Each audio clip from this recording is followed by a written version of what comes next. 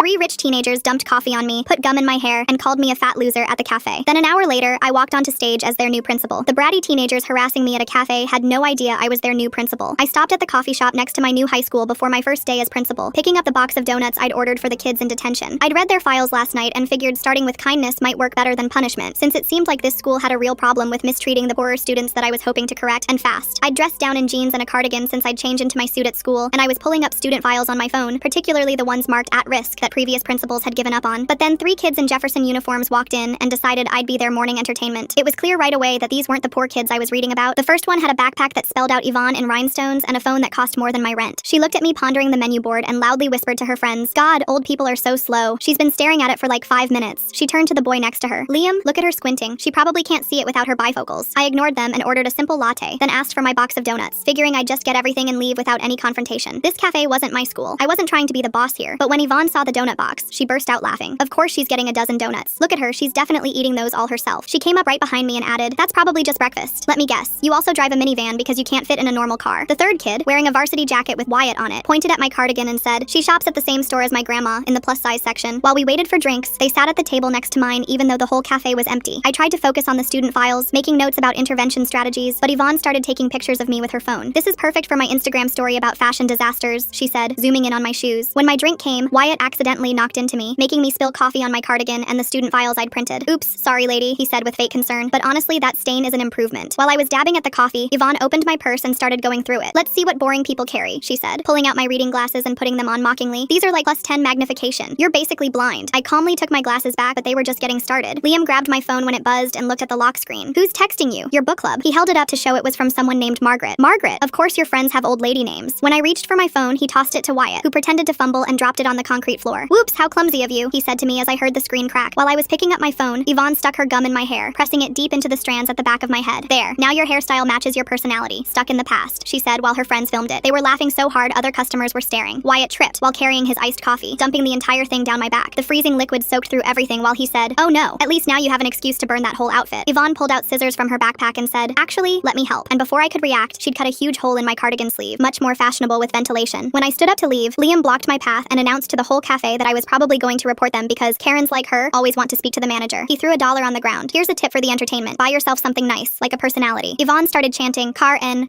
and soon they had other kids joining in. As I finally made it to the door, Yvonne followed me out and shoved me hard from behind, making me stumble into the parking lot. "Run along to your boring job," she called out. "I bet you're a secretary or something equally worthless. My dad owns half this town and could buy and sell people like you." She spit at my feet before going back inside to her friends, all of them watching through the window and laughing as I walked toward the school. An hour later, I stood backstage at the assembly in my suit, the gum cut out of my hair leaving an obvious chunk missing, coffee stains still visible on my shirt underneath. The vice principal was at the microphone saying, "Please welcome your new principal, Ms. Turner," and I walked onto the stage. I scanned the crowd and found them immediately in the third row. They were frozen with their mouths hanging open like they'd just seen a ghost. I let the silence stretch for 10 more seconds, watching Yvonne's face drain of all color while Liam started sweating through his shirt. The entire gymnasium stayed dead quiet, hundreds of students holding their breath. I touched the spot where the chunk of hair was missing. As you can see, I've already met some of our students this morning. A few nervous laughs rippled through the crowd. I clicked to the next slide showing our new bullying rules in bold letters. "Starting today, these rules apply to everyone. Doesn't matter who your parents are." The whispering started immediately. Everyone knew exactly what I meant. I looked straight at Yvonne, who was clutching her rhinestone backpack like it might somehow protect her. "I need 3 volunteers for something," I announced, my voice carrying across the gym. I pointed directly at the third row. "Yvonne, Liam, and Wyatt, come on up." They didn't move, not an inch. The vice principal had to walk down the bleachers and basically drag them to the stage. Wyatt's Letterman jacket looked like it weighed 100 pounds on his shoulders. Once they stood beside me on stage, I pulled up the coffee shop security footage on the massive projection screen. "Let's talk about what happened this morning." The entire gymnasium gasped as they watched Yvonne stick gum in my hair, Wyatt dump coffee down my back, and those scissors come out to cut my cardigan. Kids everywhere started grabbing their phones. "Phones away," I said firmly. "This isn't about embarrassing anyone. It's about fixing problems." I turned to face my 3 morning friends. "You 3 get to be the first participants in our new program. Detention starts at 3 o'clock. You'll be eating donuts with the kids I actually bought them for." After the assembly ended, my phone started blowing up immediately. Tariq Ashley wanted to meet right now about his daughter. His text messages got increasingly aggressive with each one I didn't answer. I spent the next hour going through files on at-risk kids instead. Every single file showed the same pattern. Rich kids' problems mysteriously disappeared while poor kids got punished for the smallest infractions. Margaret knocked on my door and walked in carrying this massive folder. "Been saving this for 3 years," she said, setting it on my desk. "Was waiting for someone who'd actually care." I opened it to find changed grades, hidden disciplinary reports, and scholarship money that had been redirected to wealthy families. Yvonne's name appeared on nearly every page. At lunch, I visited the detention room where the regular kids were eating their sandwiches. I handed out the donuts that had survived this morning's assault and sat down to listen to their stories. Jalen Hayes looked me in the eye and told me about Yvonne making her life hell every single day. The other kids nodded along. They all knew exactly what she meant. 3 o'clock arrived, and Yvonne Yvonne, Liam, and Wyatt showed up at detention looking absolutely terrified. The regular detention kids couldn't believe what they were seeing. The untouchables actually facing consequences. I had them all clean cafeteria tables together. Yvonne whined about ruining her manicure until she saw the look on my face and went silent. Wyatt actually just did the work without complaining. He kept checking his phone though, probably worried about what his teammates were saying. Liam looked like he wanted to disappear into the floor entirely. After detention ended, Tariq Ashley was waiting in my office with Mario Vinogradov from the school board. They were both furious about me humiliating students in front of the whole school. I calmly showed them the coffee shop video and then opened Margaret's folder. Mario's face changed real quick when he saw the documentation about scholarship fraud. That night, Yvonne started posting on Instagram with hashtag Principal Power Trip. She'd edited the videos to make herself look like the victim, cutting out all the parts where she'd attacked me. But then Jaylin and other kids started posting their own stories with number Jefferson Truth. Within hours, everyone was talking about what really went on at our school. The next morning, I started a free breakfast program for everyone. The cafeteria was packed with kids who usually didn't eat until lunch, if they ate at all. Carrie Snow cornered me in the hallway between classes. "You're messing up everything," she hissed. "We need those rich families' money to keep this school running." At lunch, I noticed Liam sitting completely alone at a table. His usual friends wouldn't even look in his direction anymore. Aurora McLean showed up with a news camera crew in tow. She wanted to talk about the viral video that was spreading across social media. I told her no, but she was already interviewing kids outside the building. I wonder what kind of school lets these kids carry scissors in their backpacks. The way Yvonne just happened to have them ready to cut someone's clothes makes me curious about what else she's done before. That afternoon's detention was bigger. I'd caught 6 more kids bullying others. The rich kids looked genuinely shocked that rules actually applied to them now. After detention ended, Wyatt lingered behind and started to tell me something about his dad and pressure to maintain the family image, but he stopped mid-sentence and walked away. Day 3 brought an emergency board meeting. The room was packed to capacity. Tariq Ashley stood up demanding I be fired immediately while other parents defended my actions. Margaret stood up from her seat and showed the board her 3 years of documented proof. The room went completely silent as they absorbed what they were seeing. Mario announced that they would be conducting a full audit of the school's financial and disciplinary records. Several board members looked like they might throw up right there. That night, someone spray-painted "snitch" across my car in bright red letters. The security footage showed someone in a hoodie, but you couldn't make out who it was. The next morning, Liam was waiting outside my office when I arrived. He looked exhausted. That's when he told me his family was actually broke. They'd been pretending to have money just so he could fit in with the wealthy kids. I got him enrolled in the free lunch program without anyone else knowing. He started crying and told me about other kids doing the exact same thing, living lies to avoid being targets. The audit results came back showing that scholarship money meant for poor kids had been systematically redirected to wealthy families who made donations. Tariq Ashley's name appeared on nearly every transaction. At the next assembly, I announced that all school financial matters would be completely public from now on. You could feel the wealthy parents panicking from their seats in the back. Yvonne showed up to detention wearing regular jeans and a plain t-shirt. No designer labels, no rhinestones, nothing flashy at all. She and Jaylin ended up working at adjacent tables. They didn't speak to each other, but something in the air had definitely shifted. The state education department announced they were launching a full investigation into Jefferson High. Mario Vinogradov resigned from the board that same day. A week later, Wyatt quit the football team. His dad stormed into my office screaming about family reputation and how I'd ruined his son's future. I offered Wyatt a chance to coach little kids' sports as community service instead. He said yes immediately, looking more relieved than I'd ever seen him. Aurora McLean's news story aired that evening with the title, "Revolution at Jefferson High." She'd interviewed dozens of kids outside the school, and watching it made my chest tight with something between pride and worry. "I finally feel safe here," one freshman told the camera, clutching her books. "Like the rules actually mean something now." Another kid wearing a worn jacket looked straight at the camera and said, "Ms. Turner sees us, the real us, not just our parents' bank accounts." The segment ran for 12 minutes, showing before and after footage of the school, interviews with students from both sides of the economic divide, and ended with Aurora standing in front of Jefferson's main entrance saying this was just the beginning of major changes. The next morning, health inspectors showed up at 3 of Tariq Ashley's restaurants. He stormed into my office around noon, his face purple with rage. "You did this!" He slammed his hands on my desk. "Don't pretend this is coincidence." I kept my voice level. "The health department says it's routine inspections. Nothing to do with me or the school." He leaned in close enough that I could smell his expensive cologne. "You've made a powerful enemy, Turner. This isn't over." After he left, I walked through the hallways during passing period and heard something that stopped me cold. Yvonne was standing by her locker, facing Jaylin Hayes. "I'm sorry," Yvonne said, her voice barely audible over the hallway noise. "For everything. The names, the shoving, the—" "Stop!" Jaylin cut her off. She looked Yvonne up and down, taking in the plain clothes, the lack of makeup, the way Yvonne couldn't quite meet her eyes. Then Jaylin just nodded once and walked away. 3 weeks had passed since that first assembly, and the breakfast program had grown beyond what I'd imagined. We were serving dinner now too, and the cafeteria stayed open until 7 every night. Local businesses started donating when they found out how many kids had been going hungry. The owner of the hardware store dropped off a check and told me, "Had no idea it was this bad. My employees' kids go here." Liam had started tutoring younger kids in math after school. His old friends would walk by the library windows and laugh, making obscene gestures, but he'd just pull the blinds closed and keep explaining fractions to the 6th graders. "They're idiots," he told me one afternoon when I stopped by. I was an idiot too. Still am probably, but at least I'm trying not to be. A month after the investigation started, half the school board had been replaced. The new members weren't all from wealthy families. We had a nurse, a mechanic, and a social worker now. They passed new financial oversight rules that meant money couldn't buy special treatment anymore. The morning after the board changes, Tariq Ashley pulled Yvonne out of Jefferson. She left a note on my desk that I found after lunch. I learned more than I wanted to. That was it. No signature, but I recognized her handwriting from all the discipline reports I'd reviewed. Detention had transformed into something unexpected. Instead of silent punishment, it became this space where kids from different groups actually worked through their problems. We had peer mediation circles, group projects, and yes, donuts every Friday. "This is weird," one kid said during a Friday session. "Like good weird, but weird." 2 months in, I got the report I'd been waiting for. Grades for at-risk students had gone up for for the first time in years. Not dramatically, but enough to show we were moving in the right direction. Carrie Snow knocked on my door that afternoon. The same teacher who'd cornered me about needing rich families' money now stood there with a sheepish expression. I was wrong, she said simply. The kids in my remedial classes are actually participating now. Could you help me understand what you're doing? We spent an hour talking about engagement strategies and meeting students where they were instead of where we thought they should be. Margaret got promoted to vice principal after the previous one submitted his early retirement papers. Nobody was surprised. He'd been part of the old system for too long. Finally, Margaret said, moving into her new office. 23 years of ideas I can actually implement now. She immediately started reviewing every policy that had been used to discriminate against poor students, marking them for revision or elimination. The coffee shop incident had become legendary at school. Kids started saying, pulling a Turner, whenever someone stood up to bullies without throwing a punch. Did you see Jake pull a Turner on those seniors? I overheard in the hallway. Just stood there documenting everything on his phone while they tried to steal that kid's lunch money. 6 months after that first day, I found myself back at the same coffee shop. The teenage barista recognized me immediately. Her green hair was hard to forget. Ms. Turner. She practically bounced behind the counter. My little brother actually likes school now. He used to fake sick like 3 times a week. She made my latte with extra care, drawing a little heart in the foam. On the house, she said, waving away my money. Wyatt's coaching program had 40 kids signed up. He'd started with just basic sports skills, but it had evolved into mentorship. I watched from my office window as he taught them not just how to throw a football, but how to lose gracefully and win with humility. It's the first time I felt useful, Wyatt told me after practice one day. His face flushed from running drills. Not just popular or talented, actually useful. His father hadn't spoken to him in 2 months, but Wyatt seemed lighter somehow, like he'd put down a weight he didn't know he'd been carrying. Liam's grades had shot up once he stopped spending all his energy on maintaining his fake rich kid persona. Turns out when you're not constantly stressed about fitting in, you can actually focus on learning. Got into the honors math class for next year, he told me, holding the placement letter like it was made of gold. My mom cried when she saw it. Good tears though. The spring semester brought something I never expected. A letter from the state education board. They wanted me to present at their annual conference about what we'd done at Jefferson. I almost said no, but Margaret convinced me it could help other schools dealing with the same problems. You have to share this, she said, waving the invitation. Think about all the kids at other schools going through what ours went through. The presentation was scheduled for May, which gave me 2 months to prepare. I decided to bring students with me. Let them tell their own stories instead of me speaking for them. Jaylin volunteered immediately. I want other kids to know it can get better, she said, already making notes about what she wanted to say. To my surprise, Liam asked to come too. I need to own what I did, he told me. Maybe hearing from someone who was part of the problem can help. The local paper ran a feature about Jefferson's transformation. They interviewed dozens of people, students, parents, teachers, even the owner of the coffee shop where everything started. She walked in here covered in coffee and gum, and I thought she was going to break down, the barista told the reporter. Instead, she bought her donuts and went to work. The coffee shop barista giving free lattes to the principal who got covered in gum there? That's some beautiful full circle karma, from sticky mess to foam hearts in just 6 months flat. That's when I knew things were going to change. Wyatt's mom called me one afternoon, crying. He's like a different person, she said through tears. He actually talks to us at dinner now, tells us about the kids he's coaching, their progress. We haven't seen him this happy since middle school. The coaching program had become so popular we had to add evening sessions. Wyatt recruited other athletes who'd quit their teams to help out. They weren't the stars anymore, but they seemed more genuine, more real. One Thursday, I walked past the detention room and heard laughter. Real laughter, not the mean kind. Inside, kids from every social group were working on a mural together for the cafeteria wall. They'd decided the theme themselves. Jefferson United. Ms. Turner, check this out, one kid called, pointing to a section showing students of all backgrounds sharing a table. We're putting everyone in it, even the kids who left. I noticed a small figure in the corner with a rhinestone backpack, walking away from the school. They'd included Yvonne in their story of change. The state conference was held in the Capitol, in this massive convention center. Walking in with Jaylin and Liam, I felt more nervous than that first day at Jefferson. We had an hour-long slot in the main auditorium. The place was packed. Superintendents, principals, state officials, all waiting to hear about the Jefferson miracle as they'd started calling it. I started with the coffee shop video. No introduction, no context, just the raw footage of 3 kids destroying their future principal's morning. The auditorium went dead silent. This was my first interaction with Jefferson students, I said when the video ended. 6 hours later, I was their principal. Jaylin took the microphone next. She didn't sugarcoat anything, told them about years of being invisible, of having her lunch money stolen while teachers looked away, of almost dropping out before I arrived. The bullies didn't just take our money, she said, her voice steady. They took our belief that we mattered. Ms. Turner gave that back. Liam's turn was harder to watch. He talked about the pressure to fit in, the lies he told, the kids he hurt trying to stay in the popular group. I threw away real friendships for fake ones, he admitted. I bullied kids who were going through the same struggles I was. Ms. Turner didn't just punish us, she made us see ourselves. The Q&A session ran over by an hour. Superintendent after superintendent wanted to know how to replicate what we'd done. I kept telling them the same thing. You have to be willing to lose the big donors. You have to choose the kids who need you over the ones who fund you. After the conference, emails started flooding in from schools across the state. They wanted consultation, advice, copies of our new policies. Margaret and I spent entire weekends putting together resource packets. 3 schools in neighboring districts implemented our breakfast and dinner programs within a month. 2 more copied our transparent financial policies. The ripple effect was starting. Back at Jefferson, something beautiful was happening. The kids who'd been enemies were becoming something else. Not friends exactly, but not enemies either. They'd nod in the halls, share tables when the cafeteria was crowded, work together on projects without complaint. One morning in late May, I found a package on my desk with no return address. Inside was a brand new cardigan, designer label, with a note to replace the one I ruined. I'm sorry. Why? I never wore it, but I kept it in my office as a reminder that even the kids who seem unreachable are still just kids. The last day of school, Wyatt stopped by my office. His dad still wasn't talking to him, but he'd gotten into college on an academic scholarship, not athletic. I wrote about the coaching program in my essay, he said, showing me his acceptance letter. About learning that strength isn't about power over others, but lifting them up. Liam had been accepted to the State University's engineering program. Turned Turns out I'm actually good at math when I'm not pretending to be stupid to fit in, he said with a grin that looked nothing like his old cocky smirk. The detention room had been transformed over the year. The mural was finished, the walls covered with photos of kids working together, quotes about second chances, and yes, a photo from that first detention with donuts. On the very last afternoon, after the buses had left and the building was quiet, Margaret and I sat in my office looking at the statistics. Bullying reports down 78%. Academic performance up across all economic levels. 0 kids expelled for fighting in the past 4 months. You did it, Margaret said, but I shook my head. We all did it. The kids most of all. That evening, I stopped at the coffee shop one more time. The same barista was there, the one with green hair who'd given me free coffee months ago. Usual? She asked, already starting my latte. While I waited, 3 kids in Jefferson uniforms came in. I tensed for a second. Old habits die hard, but they just ordered their drinks and sat down to study together. One of them was wearing designer clothes. Another had patches on their backpack. The third somewhere in between. They shared their notes like it was the most natural thing in the world. Here you go, Ms. Turner, the barista said, handing me my drink. She'd drawn a little graduation cap in the foam. Congratulations on surviving year 1. Walking back to my car, I passed the spot where Yvonne had shoved me that first morning. The parking lot looked the same, but everything else had changed. My phone buzzed with a text from an unknown number. Thank you for not giving up on us, even when we gave you every reason to. Your first detention class. I sat in my car for a minute, reading it again. Then I drove home, already thinking about year 2. There was still work to do, always would be, but we'd proven something important. That one moment of standing up, even covered in coffee with gum in your hair, could change everything. The summer break stretched ahead, but I'd be back. We all would. Because Jefferson High wasn't just a school anymore. It was proof that the system could change. One detention, one donut, one difficult conversation at a time. Thanks for letting me explore all these fascinating questions with you. Really hope you enjoyed wondering right alongside me. See you next time. Like the video, it helps more than you think.